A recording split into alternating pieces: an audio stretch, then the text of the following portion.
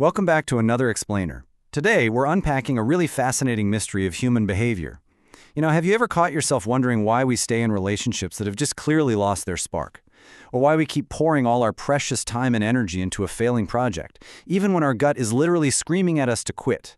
Well, as we'll see today, commitment isn't just some simple choice, and it's definitely not just about sheer willpower. It's actually this incredibly complex psychological dance between our past investments, our hopes for the future, and even the way we were raised. Okay, let's dive into this. Think about the last time you sat through a truly painfully boring movie. I mean, you knew 10 minutes in that it was absolutely terrible, right? But you stayed anyway. Why? Basically because you'd already paid for the ticket.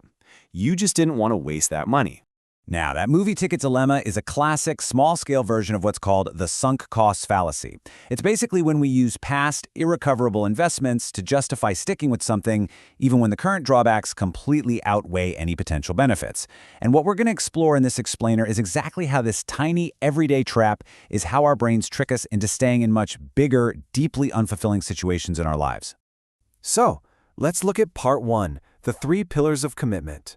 To really wrap our heads around how we get so locked in, we need to look at the structural framework of commitment, which psychologists call the investment model. It basically suggests there's this rule of three main pillars holding us in place, and that's satisfaction, quality of alternatives, and investment size. It's a really complex dance between the investments we made in the past and those hopes we hold for the future. Let's break these down real quick.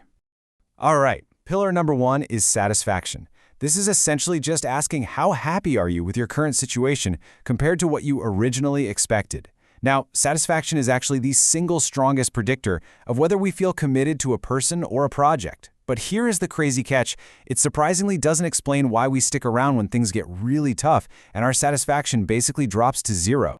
And that brings us to the second pillar, the quality of alternatives. Basically, if you're looking at your life and you feel like there are simply no better options out there, you are way more likely to just stay put. And this applies to almost everything, right? If you don't think there's a better job market, you stay at a miserable job. If you fear being single or think there are absolutely 0 better dating prospects, you stay in an unfulfilling relationship. And finally, we have pillar 3, investment size. These are the things you've already put into the relationship or the project that you would instantly lose if you walked away. We're talking about your time, mutual friends, shared memories, or, even a literal house. The profound fear of losing these tangible and intangible investments is exactly why someone might stay in a deeply unhappy or even an abusive relationship. They just feel like they've invested way too much to walk away now. Moving right along to part 2, the justification game.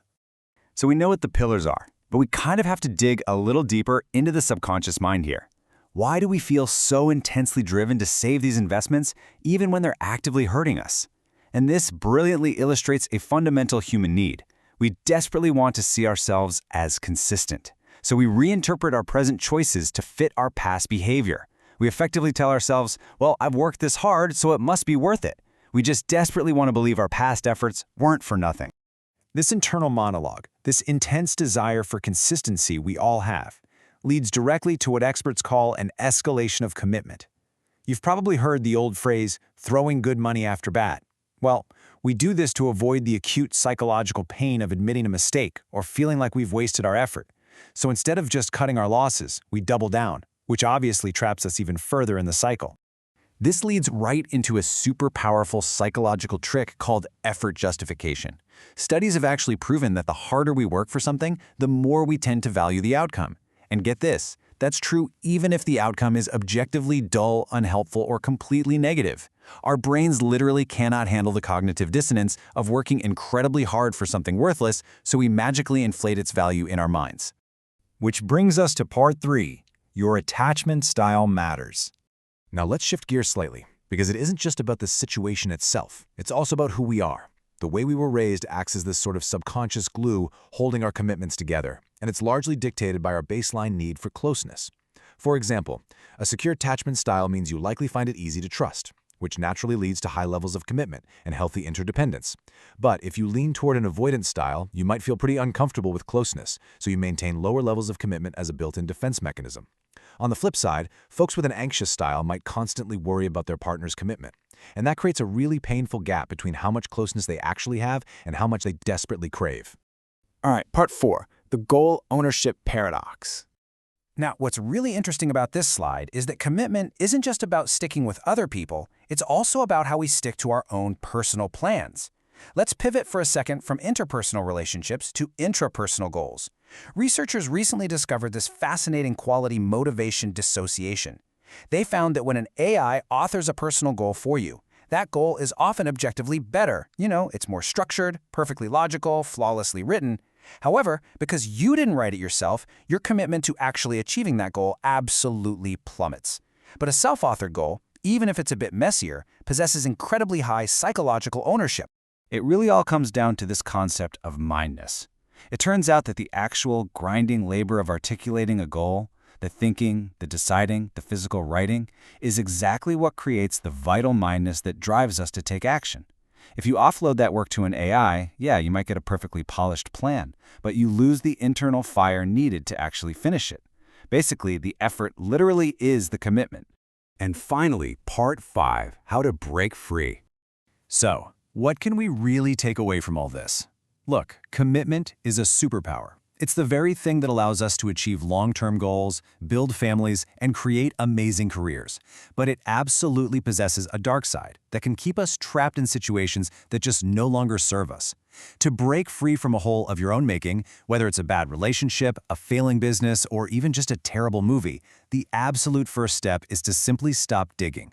You have to acknowledge the hole and stop adding to those sunk costs. And to do that, you need to radically reframe your mindset. You've got to stop looking backward at your sunk costs, the stuff you've already lost, and start focusing entirely on prospective costs. That means asking yourself, what is it going to cost you in the future to stay? Will it cost you another 5 years of happiness? Is it going to cost you your mental health?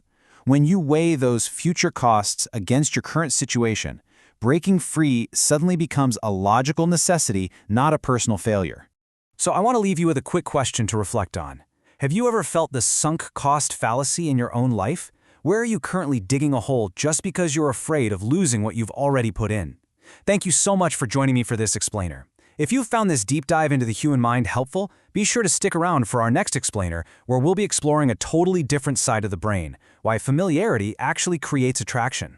Until then, keep learning, and hey, stop digging those holes.